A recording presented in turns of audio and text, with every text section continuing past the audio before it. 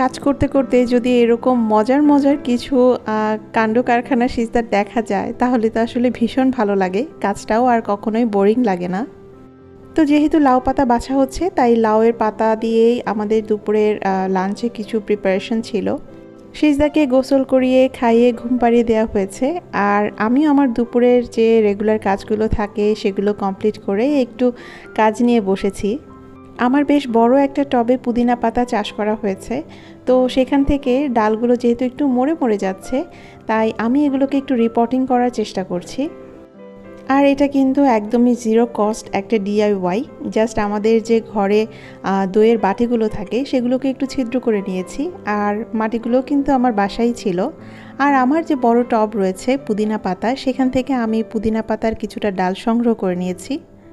আমার সচরাচর যে গাছগুলো রয়েছে সেগুলোতে বিভিন্ন প্রকার সার ব্যবহার করলেও এখানে আমি তেমন কিছুই ব্যবহার করিনি, যেহেতু আমি আমার রান্নাঘরের যে বারান্দাটা রয়েছে সেখানেই এটা রোপণ করব বা এই গাছগুলো টাঙিয়ে দিব।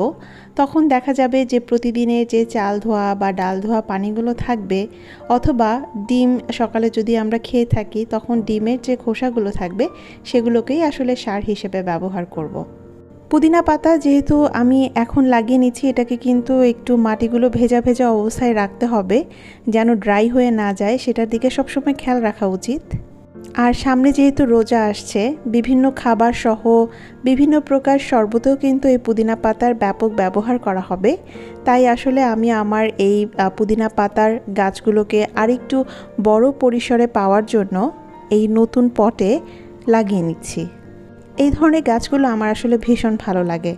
দেখা যায় যে ঘরের সৌন্দর্য বলি বা বারান্দার, এটাতে যেমন বৃদ্ধি পায় তেমনি আমার রান্নার কাজেও সেই পাতাগুলো ব্যবহার করা যায়। মানে এক কাজে দুই কাজ হয়ে গেল আর কি। পুদিনা পাতা অনেকেরই অনেকভাবে খেয়ে থাকেন আমি দেখেছি, তবে পুদিনা পাতার ভর্তা আপনারা কখনো খেয়েছেন কি না আমি জানি না।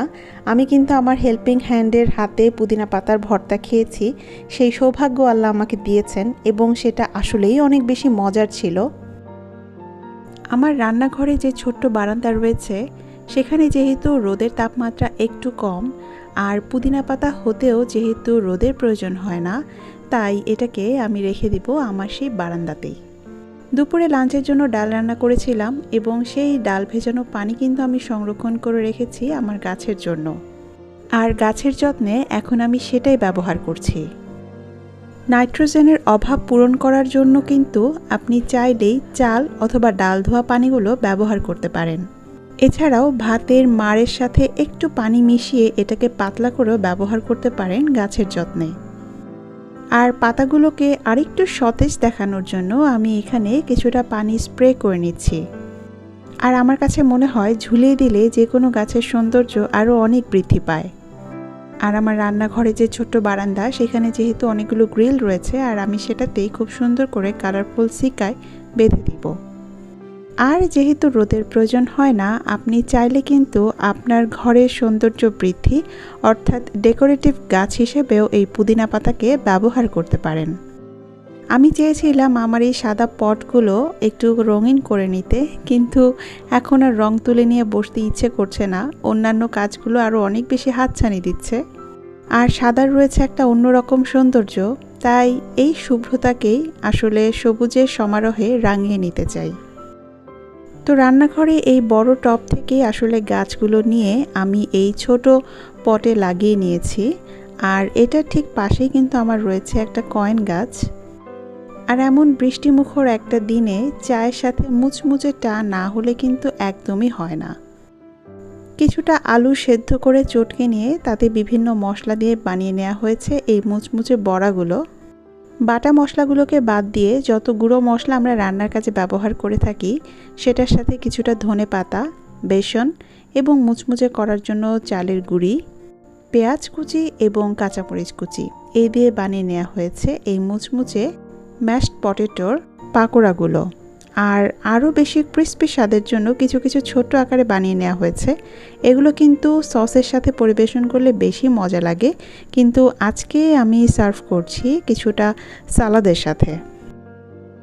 সসে যেহেতু একটু চিনির পরিমাণ বেশি থাকে, তাই এইটা যদিও আনহেলদি তেলে ভাজা একটা খাবার, তারপরও এটাকে একটু হেলদি করে নেবার চেষ্টা আর কি।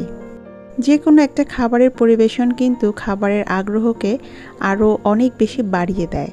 আর এটার ক্ষেত্রে মনে হয় কালার কম্বিনেশন সবচেয়ে বেশি গুরুত্বপূর্ণ ভূমিকা পালন করে। যেমন হোয়াইট কালারের এই প্লেটে আমি কিন্তু ব্রাউন কালারের পাকোড়া এবং সেই সাথে কালারফুল কিছু সালাদ সার্ভ করছি, যার জন্য খাবারটা খাওয়ার আগ্রহটা বেড়ে গিয়েছে আরও বহু গুণে। আপনাদের সাথে খাবারের স্বাদটা তো ভাগ করে নিতে পারছি না, তবে এটুকু গ্যারান্টি দিয়ে বলতে পারি এটা খেতে ভীষণ মজা হয়েছিল। আর এবারে কিন্তু তার পরদিন সকালবেলা সিজদাকে নিয়ে আমরা অনেক দিন পর ঘুরতে বেরিয়েছি। আপনাদের সাথে তো শেয়ার করেছি এর আগে যে প্রতি মাসেই একটা গেট টুগেদার থাকে আমার মায়ের বান্ধবীদের, অর্থাৎ সিজদার নানুমণির বান্ধবীদের। তো এরই ধারাবাহিকতায় এইবারে আমরা গিয়েছিলাম রওশনার আন্টির বাসায় দাওয়াতে। কোনো বাসায় যদি গাছ থাকে আমি আসলে আগে সেই সৌন্দর্যটা দেখি। আর এই যে মরিচের চারাগুলো দেখতে পাচ্ছেন, এগুলো কিন্তু আন্টি আমাদের বাসা থেকে মরিচ সংগ্রহ করেছিল এবং এর পরেই বিচি বুনে দেওয়ার পরে এত সুন্দর সুন্দর চারা হয়েছে। আর এই ছিল আন্টির হাতে রান্না করা মজাদার কিছু খাবার। ডেজার্টে ছিল খুবই মজার একটা মিষ্টি এবং সেই সাথে খুবই মজার একটা দই। অনেক দিন পর কিন্তু সংসারের কাজগুলোকে একটু পজ দিয়ে ঘুরতে এসেছি, যার জন্য আসলে ভালো লাগাটা একটু অন্যরকম। আর খাওয়া দাওয়ার পর কিন্তু সবাই দিয়েছে মোটামুটি একটা ভাত ঘুম। আন্টির বাসাটা যেহেতু একটু ছায়া ঘেরা, ওয়েদারটাও একটু বেশি ঠান্ডা, তাই সবটা মিলে কিন্তু আমাদের পাশাপাশি আমার সিজদা মামুনিও অনেক বেশি উপভোগ করেছে। সে শুয়ে শুয়ে এরকম আকাশ দেখছিল আর আমি সেই সাথে উপভোগ করছিলাম এত সুন্দর একটা দৃশ্য। আন্টির বাসায় কিন্তু আউটডোর প্ল্যান্টের পাশাপাশি বিভিন্ন রকমের এরকম সুন্দর সুন্দর ইনডোর প্ল্যান্ট রয়েছে। যে কোনো গাছ তো আসলে একটা ঘরের সৌন্দর্য বৃদ্ধি করেই। আর সবটা মিলে এই দিনটা ছিল সত্যিই অনেক বেশি উপভোগ্য। আর এই সমস্ত ঘোরাঘুরি এবং আড্ডাকে কমপ্লিট করেছে আন্টির হাতের এই মজার দার্জিলিং মশালা টি। আর এরই মাধ্যমে কিন্তু আমাকে আসলে শেষ করতে হচ্ছে আপনাদের সাথে আড্ডা।